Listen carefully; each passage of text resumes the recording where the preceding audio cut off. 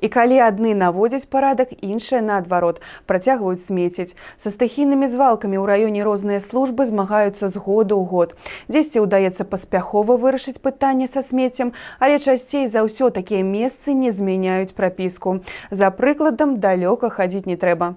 На жаль, жыхары шматпавярховак часта праяўляюць невялікую цікавасць да таго, што іх акружае. Хутчэй наадварот, захламляюць месцы грамадскага карыстання, пакідаюць смецце. Толькі паглядзіце, якая карціна адкрываецца на вуліцы Маладзёжнай каля дома нумар 1. Пад вокнамі велізарная колькасць пластыкавых і не толькі бутэлек. Нават пакеты са смеццем. І відавочна, што ўсё гэта смецце было выкінута прама з балкона. Сорамна. Непрывабная карціна адкрываецца і за гаражамі гэтага ж мікрараёна, а яшчэ не цалкам растаў снег. Толькі ўявіце, што мы ўбачым уже праз некалькі тыдняў.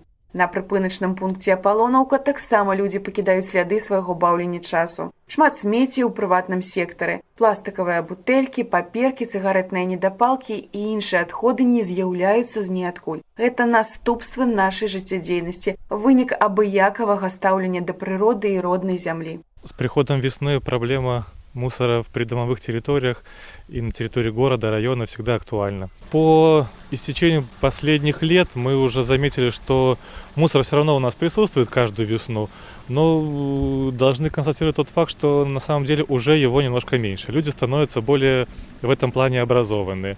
Работа у нас, конечно, немножко упрощается, но ее меньше все равно не становится. Все равно есть, все равно это актуально. И да, проведя какое-то исследование, мы видим, что большую часть мусора создают сами люди.